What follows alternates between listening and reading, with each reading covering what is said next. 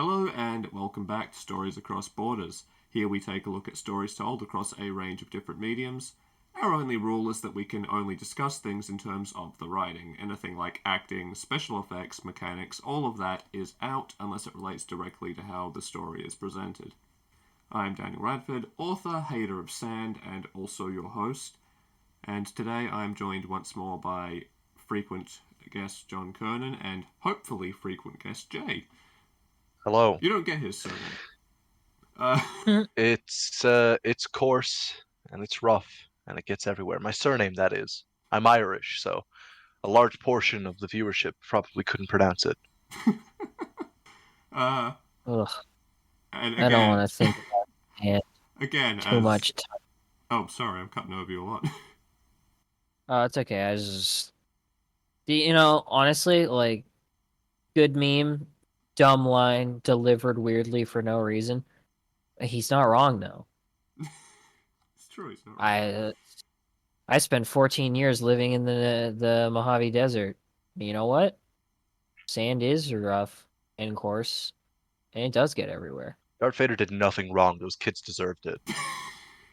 That does check another something off my list because I did have here written in my notes just in defense of I hate sand. So that's done. Yeah, in case it wasn't clear, we are continuing our special Star Wars themed cycle of episodes. This time round, we are focusing on the prequel era, so anything from The Phantom Menace, Attack of the Clones, or Revenge of the Sith, and we'll probably, jump into stuff like the Clone Wars animated series or other tertiary media a little bit, but we'll be focusing on those sort of main movies. Don't know about you guys, but this is actually the episode I have been the most excited to do out of all of these. I feel like for a long time the prequel movies got a bad rep that they did not necessarily deserve, because they did some really interesting things and complex things too, story-wise, that I think deserve credit. Even if we just focus on how much it fleshed out the lore of that universe and contextualized a lot of stuff that happened in the OT. The original trilogy was definitely the foundation for Star Wars, but I feel like the prequels really expanded the universe, and I would argue that they're the real springboard for a lot of the expanded content that has sprawled Star Wars into this massive franchise identity that it is today, rather than just, a couple of trilogies of pretty good movies. Honestly, Yeah, absolutely. yeah, I would be inclined to agree. Like, because especially there was so much implied history to the OT, whilst the prequels took all those like throwaway lines and things like that, and then developed them into an actual world and history that was very layered and interesting and complicated. And I think It is crazy. that's what prequels are meant to do. Yeah, Yeah, it did 100%. it did a really good job. If I want to use a little bit of like, it's a small thing, but if I want to use a little bit of Star Wars terminology itself, I feel like the original trilogy gave us a really, really interesting new world to dig into, and uh, the prequel trilogy turned it from a world into a galaxy. That's when it actually started feeling like a galaxy. The planets weren't just locations anymore. They're more governments, civilizations, Cultures. goofy talking swamp people. Oh, there sure were goofy talking swamp people. We love us some goofy talking swamp people, and we also Sometimes sometimes hate a couple of them. I feel like I'm totally alone in the fact that I love the Gungans. I mean, I, I I, lo- I I love I love the conceptually the Gungans are Gungans. great. I just acknowledge that they are stupid. The Gungans are stupid. I mean, they were like Jar Jar especially. Like, there's no denying that he was a plot element that was included in the movie to appeal to a newer, younger generation of viewers. And yes, I know, Dark Jar Jar theorists. I see you. I love you. You're crazy, but I love you. Um, Yeah, the but I true don't dark. hate him. When I was a kid, I loved him.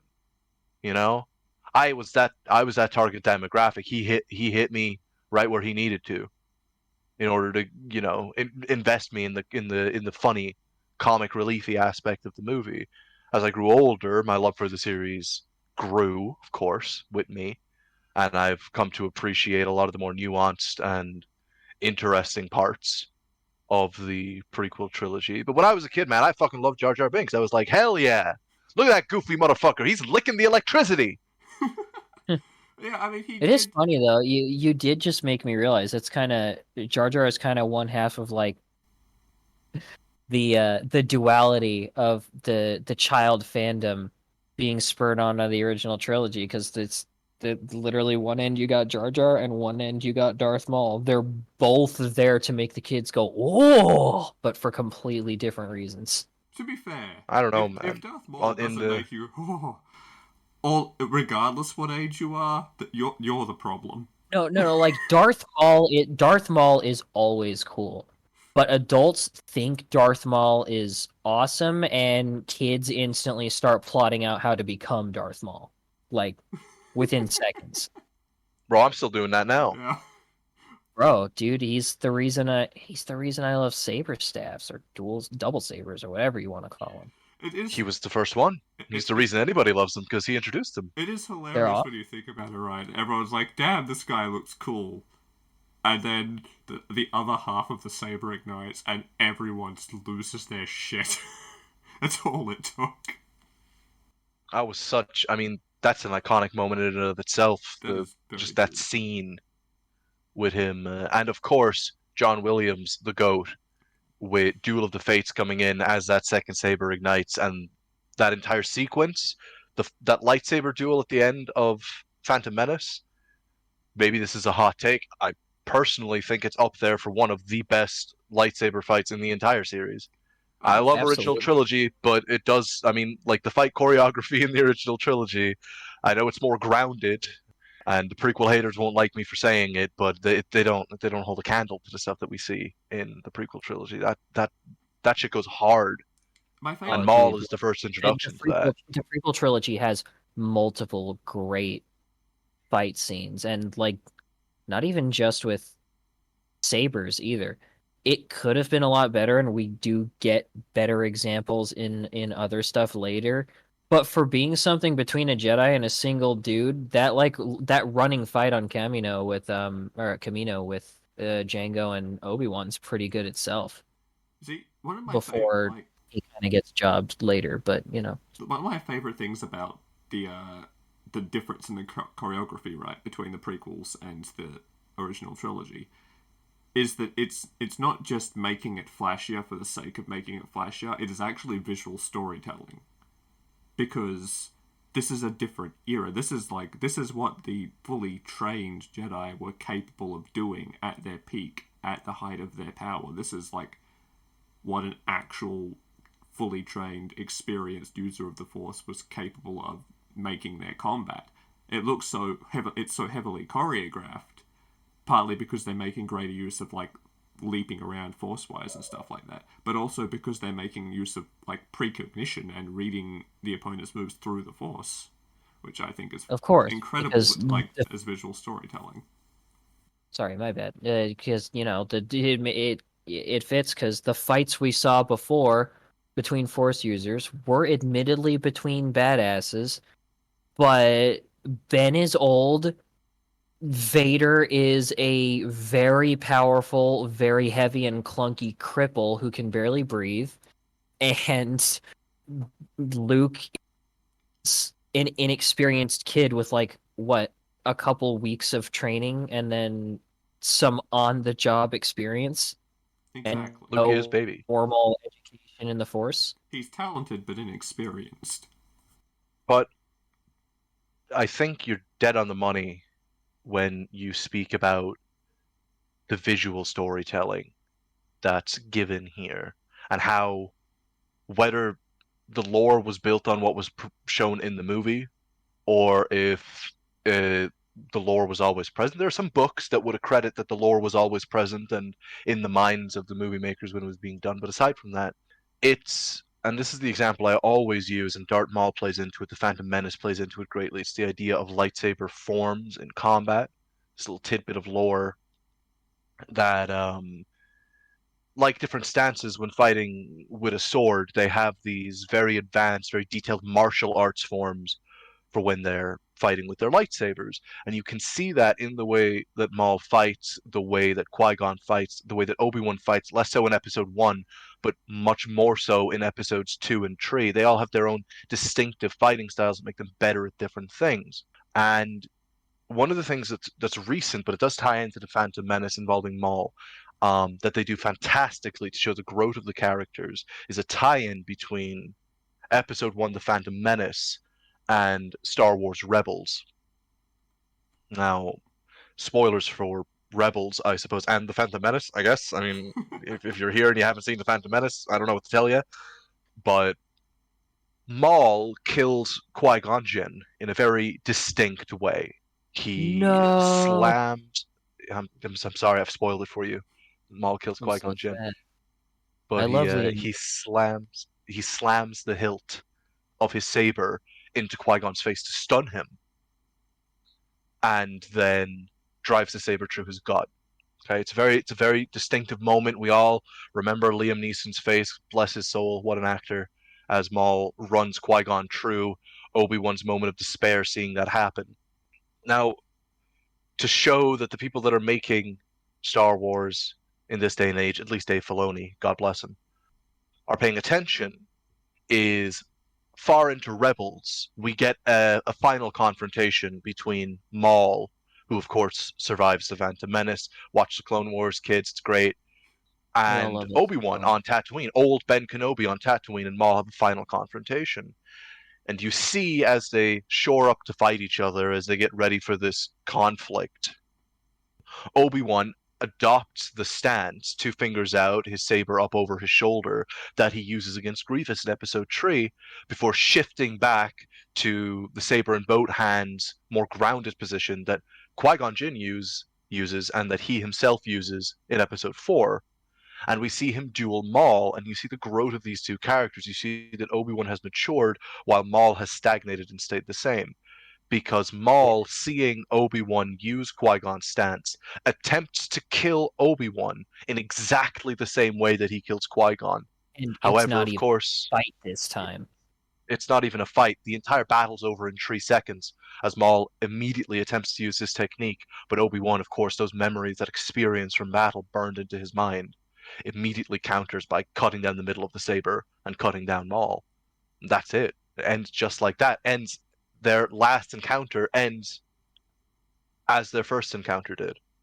Yeah, and And not only did he lose while trying to do the same move he did before, that's also like literally the most basic weakness of a Force user with a saber staff, and he put up no defense against it at all, just went right through it. Like that's literally the move when someone has a saber staff. Like, hey, see if you can just cut through the saber.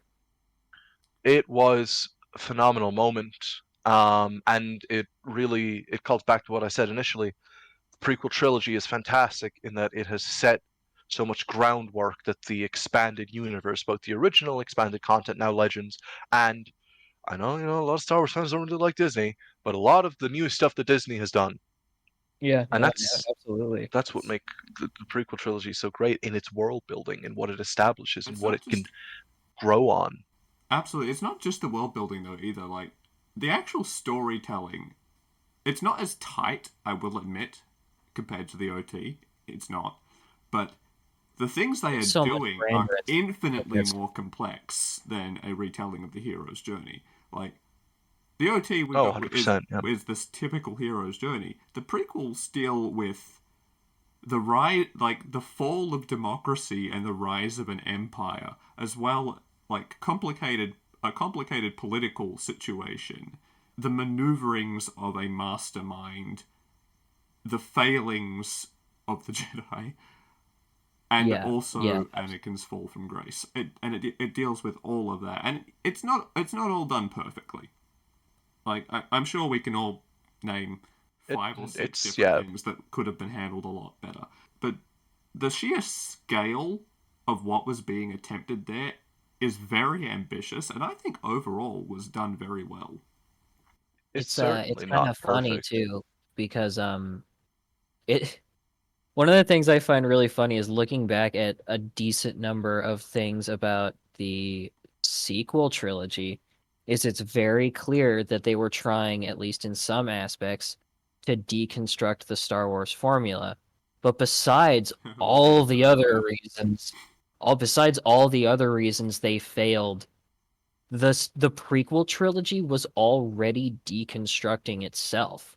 If the original trilogy is the prototypical hero's journey, the sequel trilogy is just, or the prequel trilogy is just the hero's failure, the hero's fall. It's all the Yeah, most exactly. important beats and spots of the stories in the prequel trilogy are heroes failing in different ways, and not just failing, but failing at the height of their power when success was already theirs.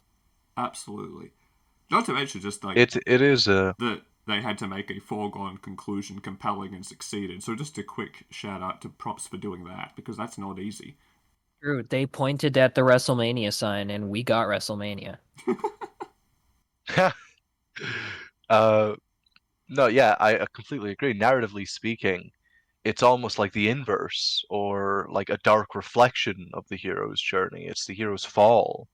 We see the Jedi who are already in this position where they're so content in their control of the galaxy that they've grown arrogant. They are so dogmatic in their views of what to them is justice that they've lost the leniency that is required to be heroic, the understanding, the empathy that you need to have to those around you in order to remain a heroic figure. They're corrupted by their own indulgences, their own hubris, and their own success.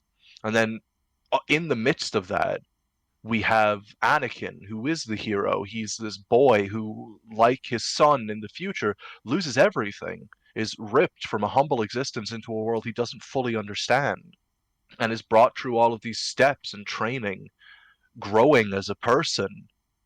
But where Luke has Ben Kenobi to initially guide him, he's given a pure and untainted mentor-like figure. Anakin has Obi-Wan, but he's also surrounded by the Jedi Council. He's surrounded by these people that have grown stagnant Oh, but in their the the positions. thing is, Obi-Wan is a part of that at this point. The retroactive, I know, but part of the reason he is so much more, he teaches with such a lighter hand and has such a different approach with Luke compared to Anakin, is because he fails in the original in the He prequel does, yeah. trilogy. He is a part of the problem. He has that arrogance, and he is more concerned, especially through episode 2, through all of that, with following the letter of the law of whatever, or the company line, and putting Anakin in his place, that he is with actually addressing any of his concerns and feelings. And Well, honestly, especially because he's it doesn't help that they weren't just student and teacher. They were best friends because they're not even that far apart in age. I mean, I also, They mean, were Qui-Gon they Jinn they even was describe it. supposed he was supposed to mentor both of them, not them mentoring each other. And as Obi-Wan puts it, at the end they were less so master and apprentice. They were brothers. They had basically grown up together. Yes, there was an age gap there, but they not enough to really separate them to a major degree. Obi-Wan's they were major failings were that he loved Anakin too much, and he was too bound by the ways of the Jedi, too fearful of breaking free of their doctrine. But also, due to his care and love for Anakin, he was perhaps afraid of enforcing that doctrine. Obi-Wan knew what Anakin was doing with Padme. He knew that Anakin had reckless and impulsive tendencies, but he cared too much about Anakin to really try to address that or bring it to the Council's attention because the Council had been uncertain about Anakin from the start. Yep, and he was yeah. fully completely stuck in the middle between his two great loves and his two great loyalties. He couldn't reconcile one with the other. He tried I mean, for lack of a better word, he kind of tried to have his cake and eat it too when it never was going to work. He would have had to either fully throw his support behind Anakin or fully give in to the dogma and try to rein him in. Yeah, like But he didn't Or really do either. poor Anakin was stuck between, or poor Obi-Wan was stuck between a rock and a Sith Lord. Yeah, literally. yeah. I mean, I feel like a lot of that stuff came in with the animated series into the third movie. I feel like in Attack of the Clones, honestly, he is realizing that he is not at all qualified to teach Anakin because he's already outstripped in ability by him, and he's desperately trying to like maintain this place of I'm your mentor because he does have things to teach him. But it's hard to teach someone the morality, I suppose, and the ethics and the philosophy of your position when in the martial side of it they are clearly more skilled than you. But I truly do believe that through the animated series into the third movie, basically through the entirety of the actual Clone Wars, they do build this like brotherly relationship. And you see it, and you see that on screen. Like you see how close they've become and how much they come to care for each other and everything they go through. And Well, yeah, looking back on it, they never explicitly say that Obi-Wan was aware of the Padme situation, but he knew. It was heavily implied. There are, I think there's actually, correct me if I'm wrong, anybody, but I believe there's actually a deleted scene from episode 3 where he pretty explicitly states to Padme that he knows. He does say toward there's the that. end. He goes, Anakin's the father, isn't he? And she doesn't reply anything, and her her guilt is written all over her. Not guilt, but like silence is damning. Plus, there are some of the moments we see in the show are just very direct, overt, smaller scale references to the moments in the movie, it's never... like Obi-Wan literally saying to Anakin right before he leaves, "Oh, and say hello to Padme for me." Yes. Like it's he never knows. explicit, but he clearly knows. I think we've touched on the Clone Wars a few times now, and I don't think anybody would disagree that it is fantastic. It is an absolutely phenomenal show, and honestly, I think on the overall scale of the narrative, yes, there's a lot of filler, but if you cut it down to the essentials, honestly, it adds so much to the prequel dynamic. As you say in episode 2, it's a bit more of a struggle to see the bond between Obi-Wan and Anakin, but you watch the Clone Wars and you see their connection, you see how close they become. Yeah. You see there's so much more time given to them as characters. Like Anakin in the prequel movies, he's relatable enough, and it's enjoyable to see his progression, but his entire thing is his fall. That's all that you're watching him go through. Yeah, you don't The get to see show, nearly as much of like his talent, his compassion, and like the and good who he sides is. that also help make him such a tragic figure. I mean, The Clone Wars really expands on him as a character, which is important. And honestly, you go back and you watch episode 3 after watching the Clone Wars, it hurts. It does, and it makes everything make even more sense. And honestly, that's one of my favorite things about him as a character, right?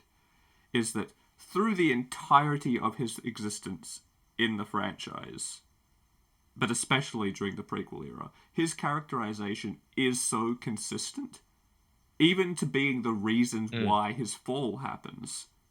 His entire he is daring, he is cocky, but he is above all extremely compassionate, and he cares very, very deeply for the people in his life. And it is those same traits that make him such a heroic figure that also lead him to his fall. Like, I can't remember which one you In was. that way, push him over the edge. One of you just described it as a tragedy, and that is literally the like foundations of the traditional Greek tragedy. Yeah, no, he is not even just Greek either. Like Anakin is downright Shakespearean. I feel like we have this debate often where you say this, and I'm like, yes, but everything he got, he stole from the Greeks. Yeah, but he sharpened it and made it better and funnier, and he's called the Bard, and that's cool. I feel like we're no longer talking about Anakin Skywalker. Well, Anakin Welcome could to be the a pretty good Slumdust. bard, but no. What I Yeah, was honestly, yeah. gonna say is like it's kind of funny because in a way, Anakin was always a bad Jedi because the biggest thing that contributed to how great and how powerful and heroic he was as an extension of his compassion, his attachments. And he's as good at forming attachments as he is bad at letting go of them. But you see, this is an interesting repeating character point for Star Wars as a franchise. This idea that these characters that go on to be so legendary, these characters that are regarded as the best and most heroic individuals of their eras, are by the same measure the characters that oftentimes are at odds with the notions of the Order, or the ones that disobey the teachings of the Jedi in order to go out of their way to help people. I mean, it's you see it in Anakin most prominently, but I mean, when we eventually get to the episode on expanded universe, we're going to see a very similar concept in the character of Revan, Yeah, we are. Oh, arguably one that's executed even better. Yeah, I oh, mean, it's coming. that is actually one of my favorite things, right, about the prequel trilogy. Is that, and I think this is something a lot of people miss because they have the context of the OT. They just go, "Yep, Jedi good guys," but yeah, they see the Jedi. They go, "Yep, these are the good guys. Palpatine's evil. We all know who he is," and and they shut their brain off to what is actually happening, where the Jedi are extremely flawed and hypocritical. They are failing at Oh yeah. every step of the turn. Uh, that came out weird. Uh, every step of the way, they are failing because they are arrogant and conceited. They are very dogmatic. They refuse to teach anything about the thing that they are supposed to be in opposition to, which just paves the way for someone like Palpatine to like slither their way in and go, yeah, but look at all these wonderful things, these benevolent things the dark side can do, you know, and they It's not a power specifically, you'd be taught by a Jedi. and yeah, and they don't teach like what they teach isn't a healthy way to process emotions. They teach you to bury that shit. Anakin is set up Is, to fail, not by Palpatine, but by the Council. is Palpatine it just just me, takes or advantage of that. is there a little bit of probably unintentional metaphorical connection to like abstinence and sex education here? I don't think that was at all the intention, but it is the same like theory in principle, yeah.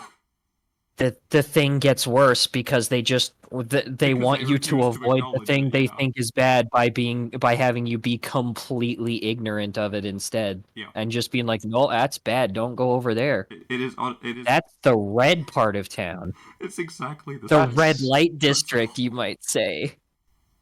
I, I I mean, that's just a common theme in humans in general. If you keep pushing someone, and telling them that they can't do this, they can't do this, but not explaining to them why, not giving them they're gonna be examples as to why it's curious. bad, or just not even having a reason realistically as to why it's bad, they're going to get curious. They're going to want to learn more about it. Yeah, and The then Jedi brought Anakin to the edge. Palpatine just pushed him off the cliff. yeah, I mean they were giving him nothing.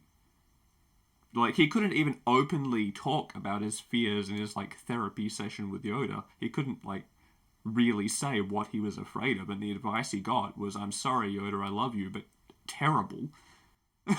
Yeah, no, it's actually one of the things I love about Yoda is he is the epitome of the strengths and the flaws of the Jedi. People want to love Yoda because he's small and wise and cute and charming. And kind And of a badass.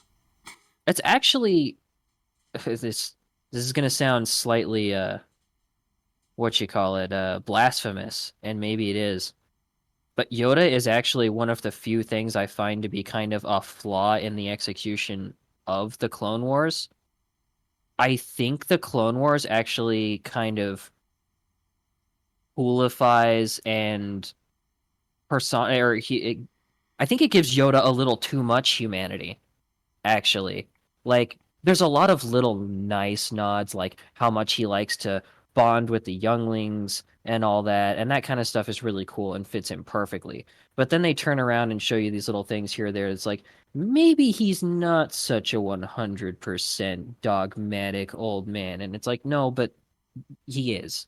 That's what he Which you is. see, I think that's on I purpose. think they're okay.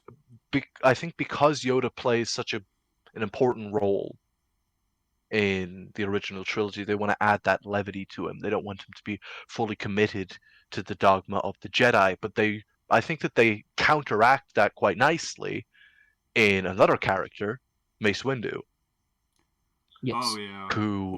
who is second in command on the Jedi Council and is one of the biggest forces that pushes Anakin. He is exceptionally dogmatic. He is devoted. He's a little bit hypocritical, He's extremely. and Yeah, considering he he strays a little bit himself and is the better for it, but he doesn't seem to have that kind of faith to let anybody else do it.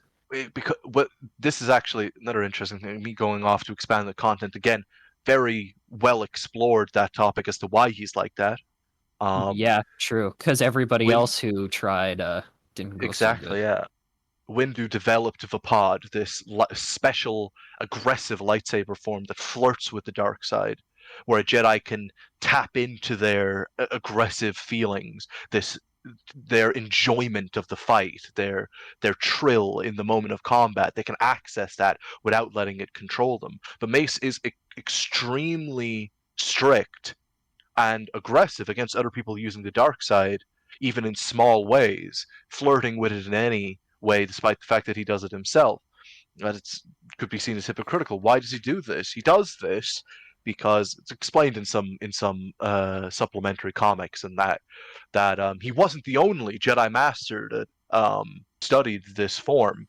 That developed this form. It was him and I believe a Weequay Jedi. I forget his name, but this particular individual I think also eventually Padawan. became I yes, don't know and if the the weak Padawan way as well, was, his but own Padawan. But yeah. no, I believe they were. Regardless, there were others who studied and developed the pod with him, but were ultimately consumed by it. They lost themselves to the dark side, and Mace himself had to be the one to put them down. I mean that affects a man. Again, now you see this is also a question, right? Again, that gives great context to Mace's behavior, and it adds a lot to the prequel trilogy. Was that context there in the movie? No, not really. I think it's weird for me to talk about this because if I'm judging the narrative of the prequel trilogy, there's two different opinions to have. There's the movies by themselves have a lot of flaws.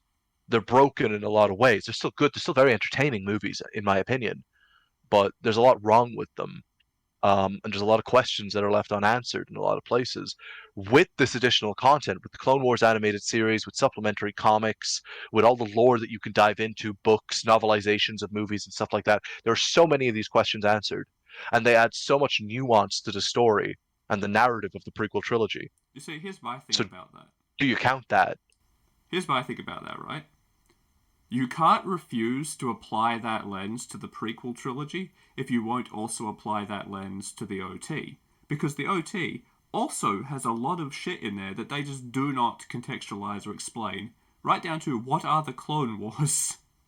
Yeah, Half, true. Yeah, exactly. Half of the stuff That that is- the prequel trilogy is stuff that has been developed out of throwaway lines from the OT. So I don't think it's fair to accept that for the OT but not for the prequels. So I think it's completely valid to look at the prequels through the lens of additional information you have lore-wise. Because we have to look at the OT that way. Because we have the prequels. Yeah, no, I 100% agree. And I guess personally, I will always look at the prequel trilogy for all that it is. For all of the context, for all of the things that were added to it, I will view it as this as not even a story, as this lexicon of information, of world building, of narrative in a galaxy far, far away that it is, and I love it for that. But I don't think I'll begrudge people for disliking the prequels or disliking Star Wars in general if you're basing it purely off the movies. I think that's very valid. I do think that people Yeah. still overlook that even as standalones, even without the animated series context, without any extended universe legends, whatever, they're still solid movies. They have more Oh, holes. 100%. But that's because they're doing something that is again far more complicated than what the OT was doing. Big time. And but there's still some classic Star Wars elements in there, and I think a lot of people, because there's this other stuff, this other like political buildup of the galaxy and these more complex ideas, I feel like a lot of people overlook some of the more classical Star Wars elements in the prequel trilogy that are still great. Yeah, I mean, the humor's on the point. There's a humor reason is every single line from those fantastic. movies is a meme. Honestly, Oh, the yeah. humor is great. I still Me love And much of the prequel stuff. Also, the thematics are Obi-Wan is a still mean there. machine. Like the theme of like light versus dark, redemption or not, is still there purely because we're dealing with the antithesis and we know what it leads to. But it still does end on a note of hope. Even is the thing, because we end with the birth of the twins who go on to be the saviors, and we know that because we have the context of the OT. So I think you're right. That all those themes, whilst they are more subtle because of the much more complicated like story being told, they are definitely still present. But they weave this extra complication into things with the Trade Federation, with the CIS. You don't really need to understand what they're doing, but if you look a little bit deeper, we talked last episode about how in the original trilogy, the Empire kind of failed to make an impact as a huge villainous force in A New Hope, and they kind of fix that as the movies go on. But I feel like the Trade Federation, the CIS, immediately establishes its presence and its threat immediately. And I know this is more of a personal take opinion thing, but I think the political backlash, the annexing of the planet Naboo, the show of force that they make in a galaxy that they don't control is immediately them being established as a threat to the galactic government. They're showing their force on a galactic level rather than just with the droids on the field that are fighting the Jedi. Absolutely. Yeah, it's literally just a bunch of merchants and small-time government dudes banding together and just simply literally using the power of political maneuvering and money to be like, you know what? Actually, we've got some shit to say, and you're all gonna sit here and listen. That's the thing. It's not even like it's that complicated what they're doing. No, not at all. But It's it's the fact that they show us that they're yeah. doing it. But what I mean is like a lot of people go, oh, with this, it's too complicated. This boring economic political. It's really not. It's Amazon picking on your local grocery store. That's a very funny way to put it, but not completely inaccurate. No, that's amusing. It's yeah, Um, it's basically this big monolithic corporate entity going, hey, fuck you, Naboo. We want more money. and then you Uh, have that, right? yeah, You have that, and they're kind of defeated in episode one. They're used as the tool that they are, but then they gather together as a larger force, and this happens by incorporating a character to lead them, to form them into something of a more major threat with the droids and the trade federations, and it's brought all together under the CIS, the Confederacy of Independent Systems, and they do this wonderful thing where they band that all under the iconography of a classical Star Wars villain, a Sith, who stands against the Jedi on this kind of spiritual religious level, but also in this political dynamic of the prequel trilogy, he stands against the Republic as something completely new and different. And of course, this is character that we're talking about, a character that I think definitely deserves a mention. In my opinion, a weirdly underrated character for the sure. prequel trilogy, and that's Count Dooku, who is Yes. not only fantastically written, but brought to life by an absolutely stellar performance by Sir Christopher Lee. Absolutely And amazing. is also not definitely little on the nose, but very fittingly a once good friend of our dear boy Qui-Gon, who left the Jedi for a lot of the same reasons that made like Qui-Gon unique and wise in the first place. He just kind of went further with it and became much more heavily disillusioned. Yeah, I mean, And also then kind of went mad with power, but dark side and I all that. mean, the thing is, I feel like a lot of people miss this, especially like it becomes a lot clearer if you have the context of the animated series in there as well. It's they only have so much time in the movies. That's why they have the text scrolls. Otherwise, every Star Wars movie would be 4.5 hours long. But the Separatist movement isn't evil. Wait, hold on. You gotta. Maybe that's not a bad thing. Get on it, George Lucas. Where's my extended cut? Lord of the Rings got one. Lord of the Rings did got one, it's true. But yeah, the Separatist movement isn't evil. There's a reason the text call talks about heroes on both sides, which I'm pretty sure is Dooku they're talking about. Because the entire reason there is a Separatist movement, even if they are being puppeteered and manipulated as Dooku is by Sidious, is because there is rampant corruption in the Republic. And we unfortunately don't get to see a lot of that in the movies because, again, they're not 4.5 hours long.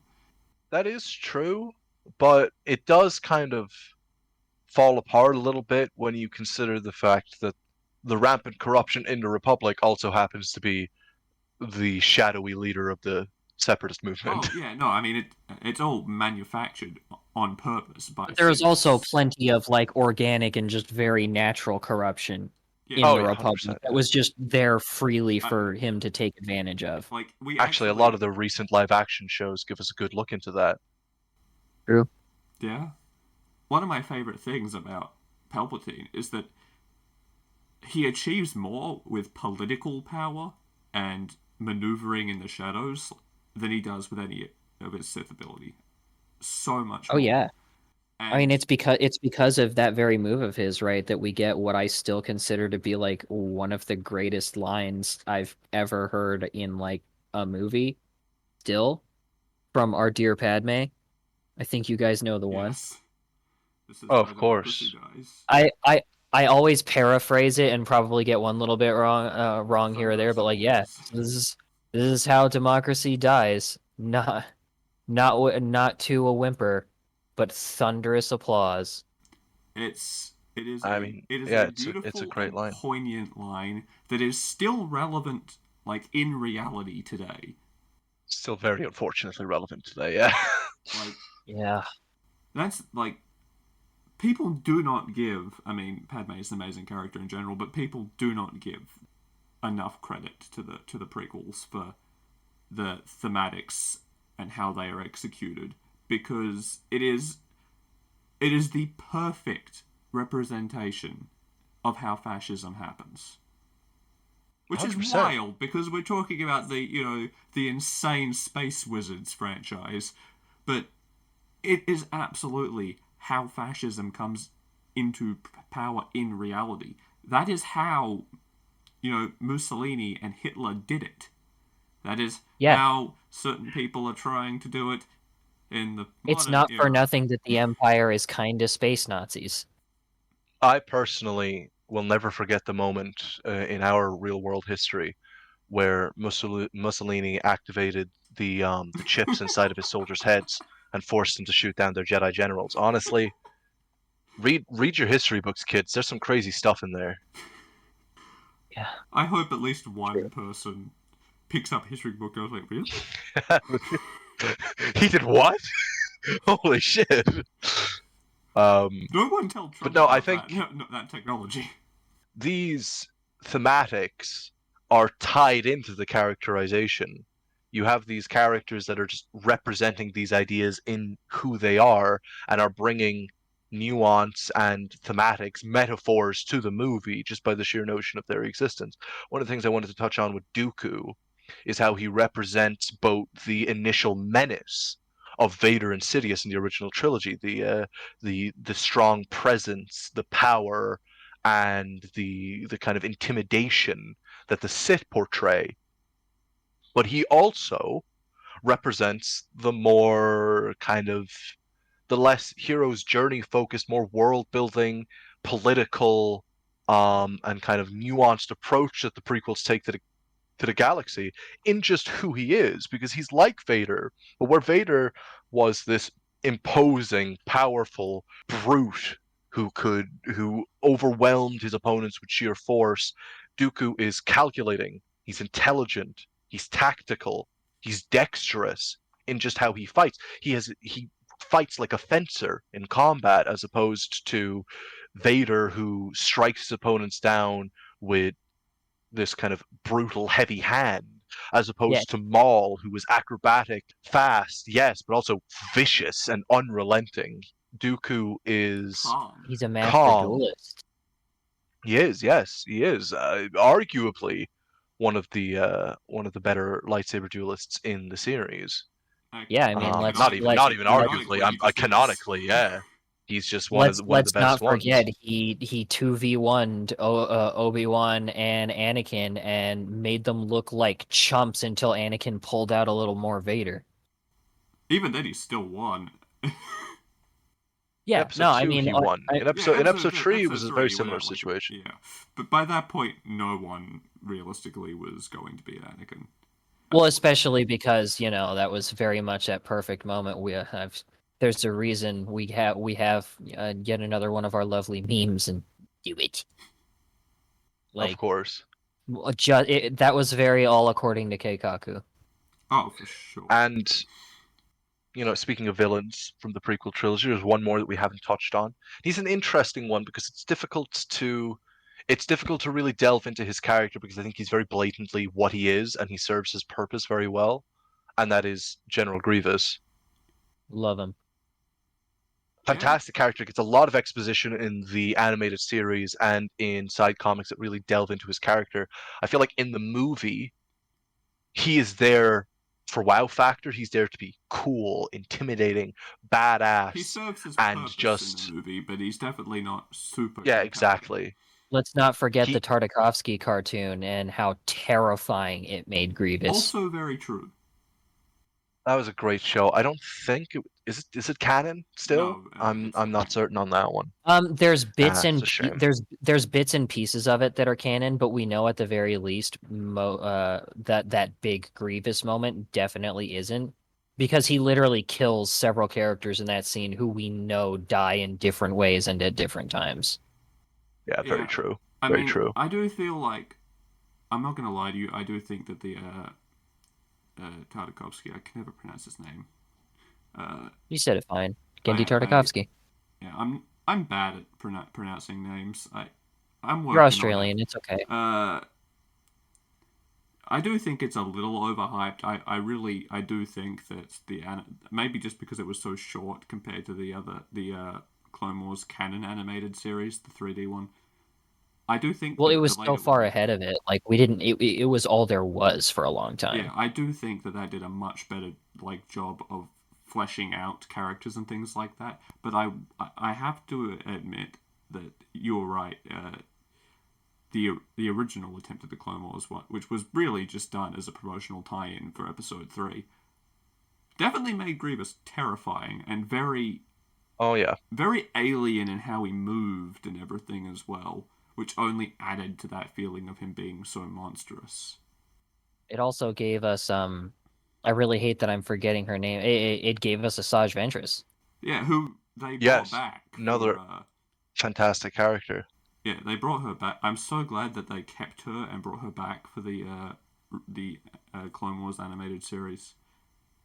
Because we all love very, very cool character. She's a surprisingly layered and interesting character. Yeah, and she's also kind of like, she was never quite as much of a prodigy or as powerful as him, but she's actually kind of like the closest thing to a success story of Maul that there could be, because she has like a pretty similar origin and trajectory, but she actually succeeds in breaking her chains and learning from her mistakes and becoming her own person. That's true. They are both Dathomirian, I believe. Yeah. From Dathomir. Well, yeah. Speaking of which, Clone Wars series in general. Yeah. Fantastic for Dathomir. Absolutely phenomenal setting and great lore piece. Big props to Jedi Fallen Order for really embracing that and doing a lot more with it as well. Fantastic game. But I like that you Love to talk have about him. Ventress, right? Because even though the characters paint the light and dark situation as being so black and white, from an outside perspective looking in, there are so many more shades of grey, and there is so much more push and pull between them than the people in universe can see or admit to for the most part. Yeah. Yeah. I really appreciate that characters like Qui-Gon and Clone Wars Anakin, and hilariously, the Bendu from Rebels, because Oh. they represent a much fuller view of the philosophy and the morality and the Force as a general concept, right? Which I like a lot, because it by doing that, by having these characters who will only play a bit more fast and loose with their philosophies and things like that, or who embrace a completely neutral view, it highlights the strengths and flaws of the ideologies in play and of the characters that follow them. And reminds us that at the end of the day, that is what they are, ideologies. Nobody has the full picture of the Force or understands what it is, and the two main factions we see who deal with that, Have the such Sith and the narrow Jedi, views. are both in their own way really arrogant in that they Dangerously just narrow have views, this even. they have this The very original, strong definition of what the Force is, and they act like they know exactly what it is, and that's just the right way, which is why I love when they're compared to religions, because they kind of are. the original trilogy gives us the black and white of the galaxy, and the prequel trilogy and everything that follows gives us all the shades of grey. Yeah, honestly, that is a very fair assessment. And And the then the sequel trilogy gives us immediately the tries to make it pure... black and white again. Yeah. No, And well, I would say it gives us the purest form of darkness. It's the darkness in our own hearts as we get depressed. I feel like yeah, I it mean gives us the purest form of darkness, depression. We'll get into this more about the sequel trilogy next week. Is it next week or is Mando next week? I don't know. I'm down for whatever. I think Mando is next. But when we get to it, because I feel like part of the problem there is just that we had different directors. One who wanted to give us all the shades of grey, and one who wanted to give us dark shades of black, but black and white. We'll get to that when we get to that. But yeah, that's one of the greatest things about the prequels is that it shows it is the OT's like, yeah, the Jedi were good, the Sith were evil, and it's not wrong, but, and then the prequel trilogy is like, here's the but. Yes, the Sith were evil, but they understood that repressing your emotions is a terrible idea. And yes, the Jedi were good, but they were also so narrow-minded and dogmatic. They were the ones responsible for Vader more than anybody. Not just Vader in general. It's a and very also yin yang Dooku. thing of like And also this. Ventress. And The Sith in general are created by the failures of the Jedi and their pretty teachings. consistently, I don't know if I'd ever fully passed it in my head that it is such a recurring thing. Like, I know that in the lore and everything that there was the original Sith and all that, but in most of the media we get so frequently, you were bang on that almost every major Sith antagonist we see in the canon, at least, even all the way down to freaking Kylo Ren, all of them are created by the failings of their Jedi Masters. Yeah. Palpatine isn't. Palpatine is the one exception, and that's only because his Palpatine's master... just a scumbag. Okay, yeah, Palpatine's just a shit. Fair point. He never got he never got the chance to be a Jedi directly under them, anyways, since he got discovered. Yeah, I mean, to be fair, by Maul, I don't think counts. Fuckman Well, Prime guys, I when he mean, was such a dumb little on that fuck boy. notion, important follow-up question: have you ever heard the tragedy of Dark Plagueis the Wise? It's not a story the Jedi would tell you. Oh my! It's not. We only have a few minutes left, and speaking of the failings of Masters and stuff like, we haven't even touched on Ahsoka yet. Well, that's exactly what I was about to say. I was about to bring up. We're running out of time here. But if we want to talk about, on so many different points that we've touched on, very cool, strong female characters that the prequel trilogy really brought us in full swing. The philosophy of the Jedi being flawed, the idea of someone finding a place in the gray, fantastic characters that are to be applauded, some of the most heroic and favorited of the entire series, being those that actually break away from the teachings of the Jedi and do their own thing. Yeah, I mean, I'm just going to say we're going to have more time to talk about her in The Mandalorian and other spin-off episode, most likely, as she does blessedly make some appearances there. Ahsoka Tano is probably one of the best characters in Star Wars. She's like top 3. She's absolutely phenomenal. I don't think that's a hot take, but if anybody Not disagrees in with the me, movies, fuck even you. a little bit. Fuck you, Honestly. viewers. Yeah, no. You heard it Is here that first, not- viewers. If you disagree with any of our opinions, fuck you. No, and most not of the in the opinions movie, disagree away, but if you even a disagree little about bit. if that Ahsoka's great, then fuck you.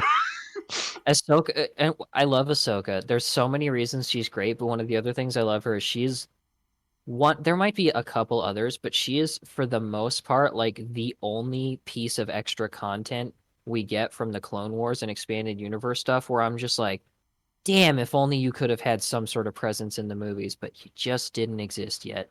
Final series of Clone Wars really It's really does her go into story. huge. It goes into huge depth. It happens simultaneously with Episode 3. Shows where she is during that, what she's doing, her interactions with the characters off screen as they are doing their own Episode 3 things. Also gives us locations for Captain Rex, for Bo-Katan and the Mandalorians, for Darth Maul during all of this. All absolutely amazing characters. You know what? No, Ahsoka's one thing. The biggest crime is that we went through this entire section and we did not talk about the clones. Honestly, they need more. Our poor boy Fives. R.I.P. Fives, bro. Representation for the He was the clones. hero. When do the clones get a seat in the Senate? Honestly, like, I mean, it's just it's like we said last week and before even starting recording. There is so much amazing content here that it is hard to 100%. get So into hard it. to keep it, But catch it all. definitely, if you're a fan, fuck it. Even if you're not a fan of Star Wars, even if you hate this franchise from the bottom of your cold, dead heart, go watch the Clone Wars animated series, because I would be willing to bet you will come out of it loving the prequel trilogy. We're okay with Yeah. you spy watching it. That's fine. Just watch it. You'll start spy Huge watching props it. You won't to 'em. finish spy watching it. It's a fantastic show. If you go on Disney Plus, best place to watch it right now, only place to watch it right now legally. They actually have this. If you don't want to commit to the whole Yeah, they show have because their, there's a like, lot of filler, playlist especially early on.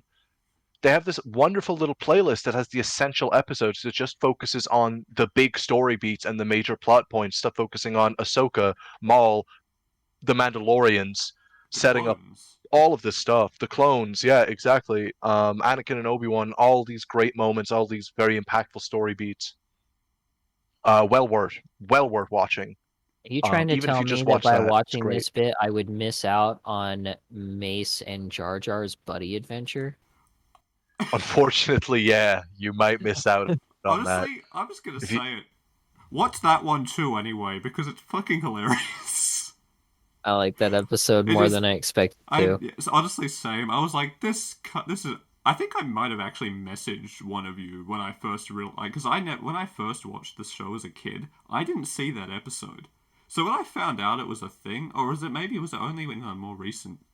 Was it? I because feel it like was in the that recent episode past is season? explicitly calling out the Jar Jar haters, and Mace is supposed to be the audience insert, but specifically it's the so- audience it's insert so of a Jar funny. Jar hater in that episode. It's like peak Mace Windu being done with Jar Jar's shit, and then weirdly at the end they're kind of friends.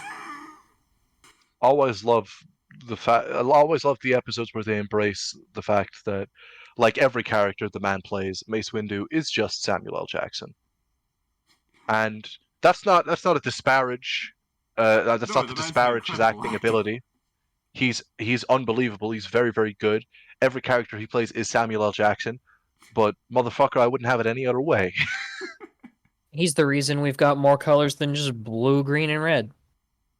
I do find it hilarious that his insistence on a purple lightsaber is what spiraled into there being so much detailed lore about lightsaber colors, crystals, and what they all I mean. mean, Yeah, the best part is because like that. because Lucas didn't plan for it, and he was like, "Well, I can't just do it. I have to have a hold on, I'll It be was. at my I desk mean, for a while, originally there was guys." only going to be the blue and red, and then Yep. they got to the last of the OT, and were like, man, this blue really doesn't show up at all on against that like desert sky, huh? So they were like, fuck it, green. Honestly, lightsaber colors it gives a very, I just love when all these characters in this fictional setting can have this really personal, custom touch that distinguishes them, and I love that lightsaber colors are so varied. I love that there's so many of them. I love that they have all these meanings. Yep, another Um, thing that Knights of the Old Republic delightfully expanded on for us. I'm gonna watch it, blessed, I promise. based, based Knights of the Old Republic. Honestly, Always based. On that note, uh, we have hit our like sort of hourish timestamp, so we can leave it there. I'm very glad we got to this episode. I'm glad I got to share my love of the prequel era because I think even though like the OT are definitely much tighter written films and are like objectively better in that way, I have the most love for the prequel trilogy out of anything I think in Star Wars media, except for maybe Rogue One. So I agree. I'm Uh, really for glad we me, got to they're talk about definitely it. my favorite. The prequels will They, always have a special place in my heart as one of those things that I liked from the beginning and then was so consistently surrounded by negativity that for a while I was gaslit into thinking I must be the problem. That's like I mean, I genuinely love. for a while just went like, wow, everybody unfortunately, yeah. When you were, everybody says they're so bad. I never. I must just be wrong. I I guess they're bad. like I've had that thought process of going, but they're so good. Why? And like now, as I've gotten older, like I've gone, okay, I can see where some of the cracks show, especially in Attack of the Clones. I can see the cracks, but I Well, don't now care because there's so much we have properly incredible evolved. stuff in there that outweighs the negative so much. We've properly evolved from Prince or Mrs. Krabappel to Principal Skinner. We've gone from I guess I'm just wrong to no, it's the children who are wrong. Are the prequels perfect movies? No, they're not. No, but neither are the Is OT. the And if you think prequel otherwise, fuck you. There's No, no none of such them are thing as a none of them are perfect movies. But the point I'm making is the prequel era has flaws. It's not it's not the most world-shattering genre defining cinema. Well, I would say it is quite genre defining, but it's certainly not perfect in a conventional sense, but it's Star Wars.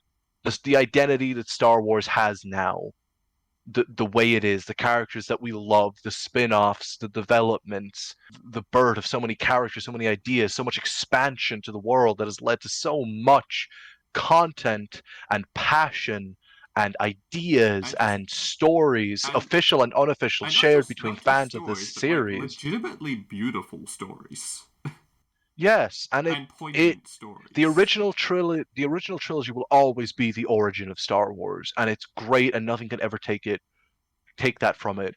But the prequel trilogy was the foot in the door that allowed Star Wars to become this massive community that it is today, to the extent that it is, to the depth that it is, to the levels of exploration that it can go. And for that, for me, it will always be peak Star Wars. Star And Am I a Wars is little like a biased? Yes. giant Do I care? No. no, why should you? Star Wars is like one big giant beautiful like mosaic. It's That's a beautiful way to it's describe got it, yeah. it's very it's jagged. It's never perfect. There's always something to find that's at least a little broken. But all these different little pieces in all their infinite shapes, size, and colors always somehow seem to end up coming together to create something absolutely beautiful. I mean, And I it is can't top beautiful, and either it of is those big, impassioned and we're speeches. I'm gonna be real. Prequels good. it's Star Wars beautiful, good. it's big. We're going to keep building it. I like Star Wars. Star Wars good. Let's keep gluing Yes. pieces onto the mosaic.